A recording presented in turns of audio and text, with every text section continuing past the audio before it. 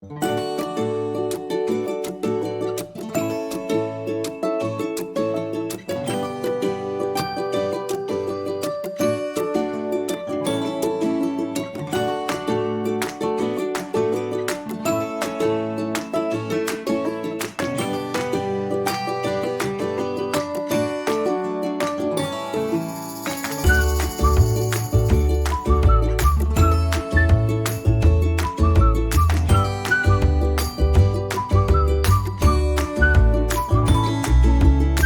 бацхан уу, багшлахын суралцсан подкастын анхны дугаарт ерөнхий боловсролын 1-р сургуулийн анхан шатны сургалтын багш Дэлгэрмаа нэргүй ганц цэцэг миний бие оролцож байна. Бид энэ удаагийн дугаарт бага ангид байгалийн ухааны туршилтад хичээлийг зохион байгуулах сэдвээр ярилцах болно. Бага ангийн байгалийн ухааны хичээлийн зорилго юу вэ багшаа? Хүн орчин хичээлийн зорилго нь болохоор хүүхэд хүрээлэн байгаа орчинтойгоо танилцаж, танин мэдэх явцад өөрийгөө нээлтгүүлэх, сурах аргаар л эзэмших, эрүүл зөв, аж төрх дадал, зан үйлд суралцах явдал юм аа. Хүн байгаль хичээлийн зорилго нь болохоор байгалийн юм сүзэгтийг шинжилэн судлах, танин мэдэх хүсэл сонирхолтой болсноор байгалаа хайрлан хамгаалдаг болно. За байгалийн ухааны хичээлийн арга зүй онцлогийн талаар ярил. Хүн ба орчин хичээлийн арга зүй онцлог нь болохоор сурагчдад сонирхон судлах арга барилыг эзэмшүүлэхэд чиглэгдсэн байдаг. За тэгвэл сонирхон судлах арга барилыг болохоор 4 үе шаттайгаар хүүхдэд эзэмшүүлнэ. За нэгдүгээрт нь болохоор ажиглах, асуудал, таамаглал дэвшүүлэх. Хоёрдугаарт нь юу хийхээ баримжаалах, таамаглалаа шалгах талаар төсөөлөх, аюулгүй ажиллах, санаа гаргах. За гуравдугаарт нь сорилт, туршилт, дасгал даалгавар гүйцэтгэх.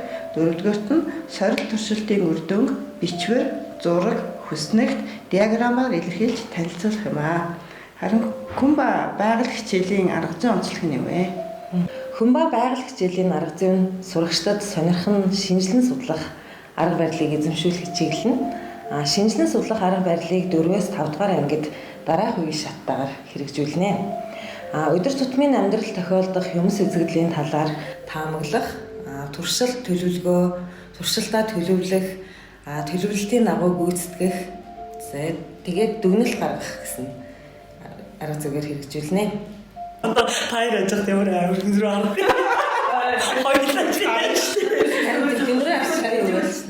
За тэгэхээр сонирхон судлах арга барил нь 4-5 дугаар ангийн хүн байгаль хичээл болно. Суур бүрэн дунд боловсролын байгалийн ухааны хичээлийн шинжилэн судлах арга барилтай ижил ойлголт гэж ойлгож байна. Багш нараас авсан судалгаанаас үзэхэд онлын хувьд багшийн ном дутмаг, онол арга зүй мэдлэг авах ном ховор, зарим тохиолдолд тухайн сэдвийн талаар онлын ойлголт дутагдaltaй байдаг гэж хариулсан байна. За тэгэхээр арга зүйн хувьд болохоор туршилт хэмжилтээ хэрхэн зөв хийх арга зүйгээ мэдэхгүй байна гэж үзсэн. За ямар арга зүйгээр заахаа мэдэхгүй, бусад хичээлтэй ижил арга зүйгээр заахаар ингээд хүүхдийн сонирхлыг нь татахгүй байна гэсэн бас судалгааны үр дүн хэлсэн байгаа. За дараа нь тийм учраас арай байгалийн ухааны хичээлийг тийм шинэлэг өөр арга зүйгээр ялгаатай байдлаар ингээд заах нь зүгээр юм аа гэсэн хүмүүсийн санал байгаа. Хэрэглэгдэхүүний хувьд ямар байсан бэ нэр багш? За хэрэглэгдэхүүний хувьд багш нар ярихдаа гарын дорх материалыг ашигладаг, бусад хэрэглэгдэхүүнийг бол орхитуулдаг. За мөн хэрэглэгдэхүүн нь олдоц муутай, үнэтэй. За мөн туршилтын багаж хэрэгсэл нь олддгүй сургуульд байдаггүй гэсэн саналууд өгсөн байсан. Дээрэс нь бас нөгөө тусгай кабинетэд ингээд байгалийн ухааны туршилтад хичээлийг орох юм бол илүү ингээд бүх чадваруудыг хүүхдэд бүрэн эзэмшүүлэх боломжтой гэсэн. За тэгээ бусад хичээлүүдтэй бас интеграцлж заахнаас илүү оновчтой байна гэсэн саналуудыг өгсөн байгаа. 5 дугаар ангийн хүн байгаль хичээлийн сарыг ажиглын ээлжид хичээлийг заахад надад нэг асуудал тулгарсан. Жил болон улирлын хөтөлбөрөө хийж байхдаа сарыг ажиглын ажиглалт хичээл орох юм байна гэдгээ би өөрөө мэдчихсэн боловч яг наривчлан сайн судалж үзээгүй. Тэгээ хичээлээ заах төгөөд яг ганц 2 хоногийн өмнө сэдвээ наривчлаад ингээд судлаад үцхэд одоо би энэ хичээлийг бүтэн 1 сарын өмнө ажиглалт хуудасаа хүүхдүүдэд тарааж өгөөд ажиглалтаа хийлгээд тэгээд тэр хүүхдүүдийн маань ажигласан ажиглалтын хуудас нь миний шинэ хичээлийн маань үндсэн гол хэрэглэгдэхгүй болж байгаа юм байна гэдгийг мэдсэн. Тэгээд хэрвээ би тэр ажиглалтын хуудсан дээр тулгуурлаад шинэ хичээлээ заасан бол миний хичээл одоо илүү үр дүнтэй, мөн байгалийн ухааны хичээлийн зорилгыг хангасан ийм хичээл болох байсан байна гэдгийг ойлгосон. Тэгсэн хэдий ч ангийнхандаа сарыг ажиглая, бүтэн сар судлах ажиглалтын хуудасаа бэлтгэж өгсөн. Тэгээд манай ангийнх нь сарыг ажиглах 1 сарын аялалтаа гарсан. За тэгээд энэ хичээл маань намар зааж ажиглалт хийх байсныг хойшлуулснаас болоод нөгөө намраас өвлийн улирал руу шилжих тийм улирал шилжих заагүй яасан учраас цаг агарын байдал нэлээд хүйтэрсэн. За тэгээд миний хичээлийн үндсэн цаг хойшилсан.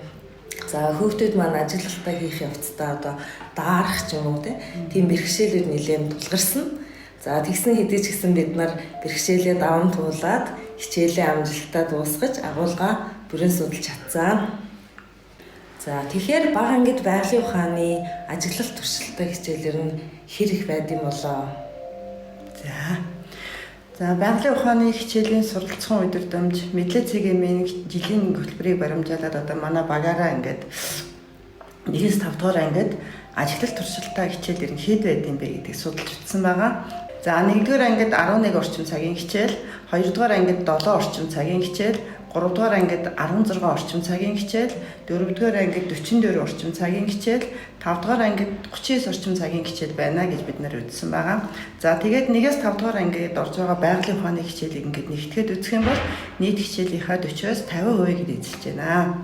За ийм учраас ажиглалт туршилттай хичээлийг бол чанартай зохион байгуулахын тулд жилийн эхэнд ингээд ажиглалт туршилттай хичээлийнхаа жагшаалтыг гаргаад авчих юм бол илүү үр дүнтэй болох болоо гэж бодож байгаа.